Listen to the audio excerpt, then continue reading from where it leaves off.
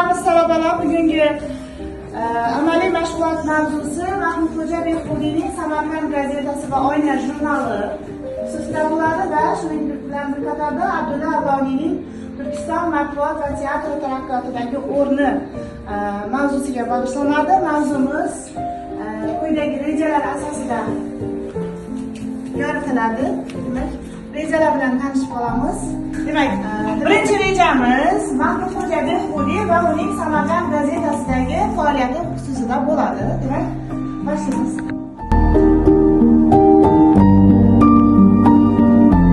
Birinchi reja bo'yicha Mahmudxo'ja Behbudiy taniqli dramaturg, publitsist va jamoat arbobi, jamoatchilik harakati yetakchilaridan biri.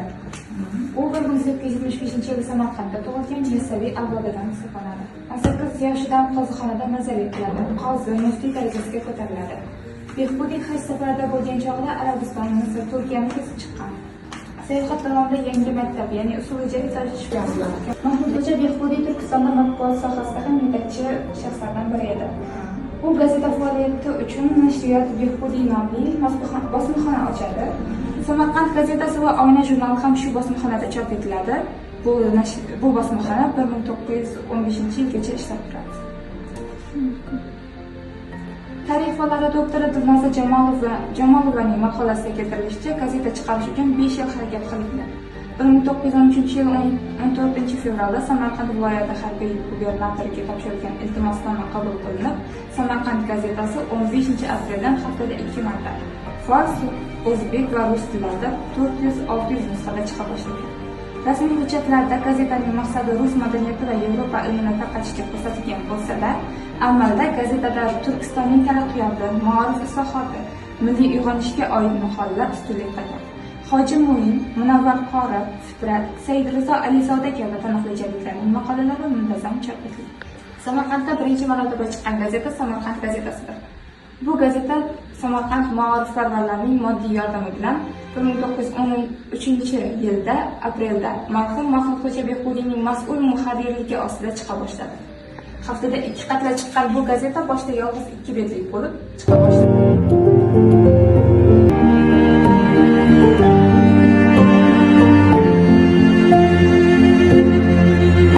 Rejamiz so'ngida o'tilgan mavzularni mustahkamlash uchun archalarimiz va kapalaklarimiz ostida savollar yashiringan va ularning ustida shirinliklar bor. Bu savollarga to'g'ri javob bergan talaba shirinliklarga sazovor bo'ladi. Ogahiy qanday oilada tug'ilgan? Ogahiy Mirob oilasida tug'ilgan hayvonlar. Kamiy qaysi buyuk yozuvchilar bilan yaqin aloqada bo'lgan? Yuqumli Kamiyni ijodini yuqori baholaydi. Gandimyon shartnomasi kimning qo'li bilan yozilgan?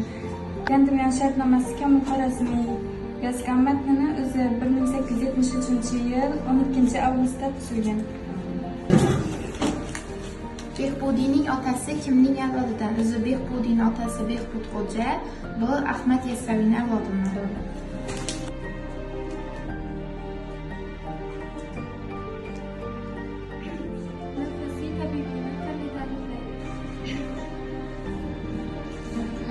Yo'q, javob sizlarga. Qora tamburni yaxshi chalar edi deb aytdi. Alloh shuni. Keyingi chiqaman. 1844-yil Navro'z ayyomida qaysi bilim ma'rifat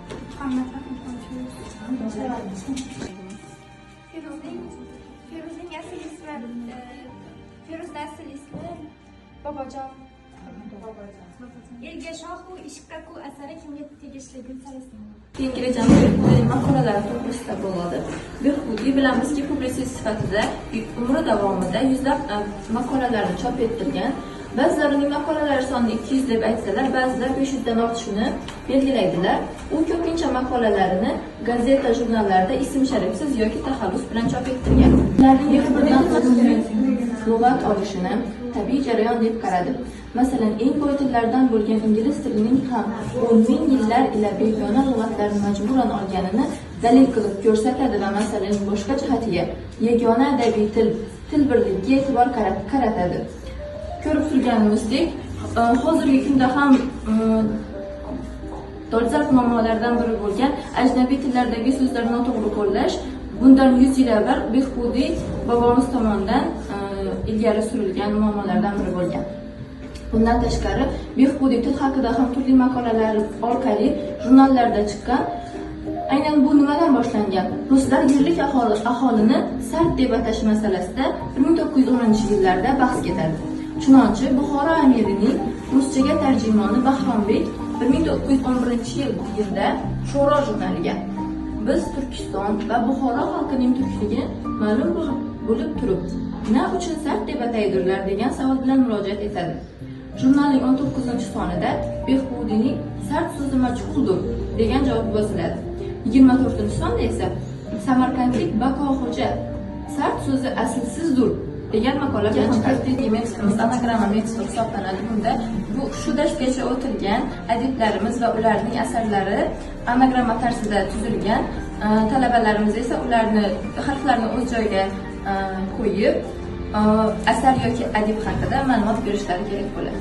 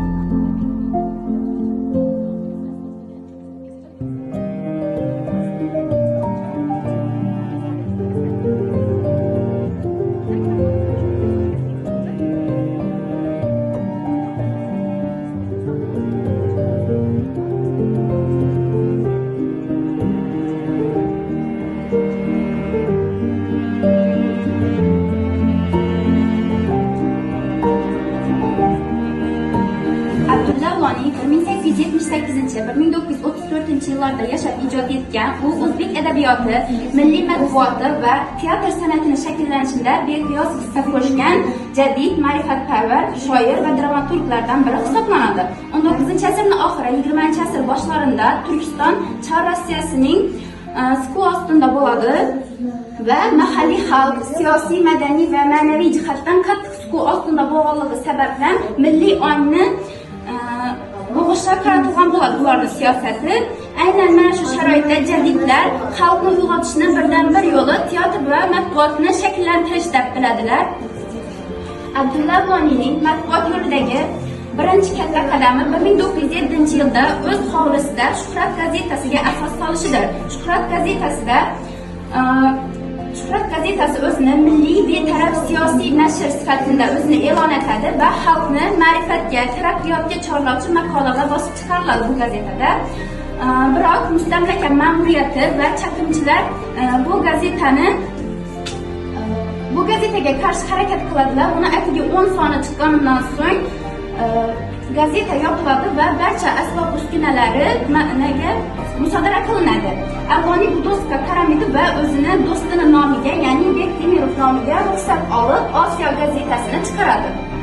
1914-1915 yillarda Avloniy advokat Ubaydulla Xo'jayev bilan birgalikda Sadoyi Turkiston gazetasida faol hamkorlik qiladi. Bu gazetada asosan Abdulla Avloniyning maqolalari nashr qilinadi va gazetani 66-soni chiqqanidan so'ng yopiladi. Bu qiyinchiliklar tufayli to'xtatildi. Tuman teatrining qoshida tashkil qilingan teatrda bir ilk bora Qadar kuch asari sahnaga qo'yilgandan keyin shunga bag'ishlab she'rlar bitadi, she'rlari bor. Ya'ni ilk sahna asarini maydonga kelishi bilan bog'liq bo'lgan tavallarning she'rlarini sizlar tavallar ijodini o'rgangan vaqtimizda bilib olgan bo'lishimiz kerak bo'ladi. Masala eshiklar deb nomlanadi. Bunda har bir guruh o'zining eshigini tanlaydi va eshik oldida savollar yashirinadi. Bunda har guruhga bittadan va oxirgi guruhda tanlash imkoniyati umuman qolmasligi mumkin. Oldini olish uchun birlama savol.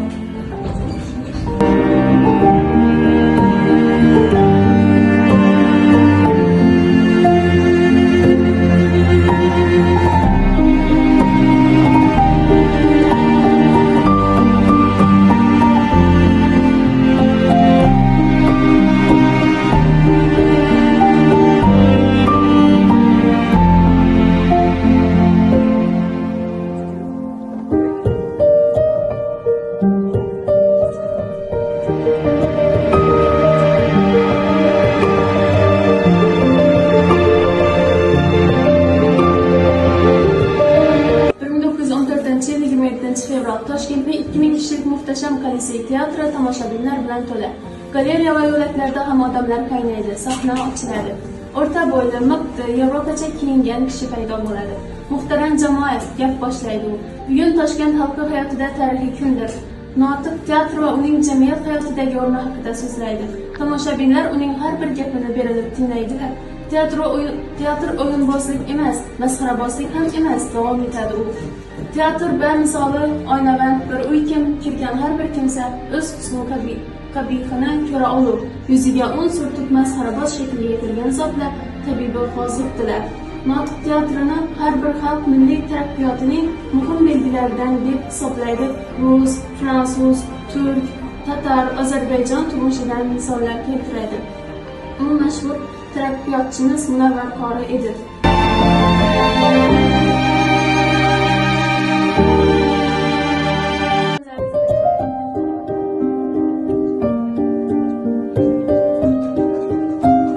Hozirgi shartimiz B metoddan namunali. Bu metod yuzasidan har bir guruhdan bitta ishtirokchi turib, bugungi mavzu yuzasidan qaysi ma'lumotlarni bilar edi, bugun qaysi ma'lumotlarni bilib oldi va qaysi ma'lumotlarni bilishni xohlashini aytib o'tadi. Buni takrorlash, xulosalash yuzasidan qilinadi. Behbudiyning Padarkosh dramasi haqida bilar edim. Uning maqolalari haqida, jaddiylik harakatlari haqida, keyin gazetalardagi faoliyati haqida ko'plab ma'lumotlarni bilib oldim. Endi bilishni xohlayman, uning ko'plab maqolalarini o'qishni o'rganishni. Behbudiyning Oyna jurnali borligi va Samarqand gazetasida faoliyat yuritganini bilar edim va aynan shu Behbudiyning qaysi maqolalari unda e'lon qilinganligini va uni ichida qanday ma'lumotlar mavjud ekanligini bilib oldim va yana qanday teatr bo'yicha yana qanday spektakl narsalar yozilganligi, ularni aynan qayerlarda natilganligi, shu sahna yuzini ko'rganligini bilishni xohlayman. Ya'ni 2000 kishilik Kolizey darsasida teatrda natilganini, sahna yuzini ko'rganini bilmasadim, shuni bilmoqchiman. Behbudiyni 1875-yilda davom ekanligini, jadidasiz ekanligini, teatr bu ibrahxonadir degan gaplarni bilar edim. Bugungi darsimizda uni turli xil darsliklar yaratganligini, Urfaga borganliklarini, Qozonga borganligini o'rgandim. Keyin Samarqand gazetasini faqat 5 yil, uni chiqarish uchun 5 yil muddat ketganligini, lekin 5 oy muddatda uni yo'qolib ketganligini bilib oldim. Keyingi darslarimizda uni turli xil maqolalarni o'qishni xohlayman, bilishni xohlayman. 2 til emas, 4 til kerak maqolasini ayniqsa qiziqdim.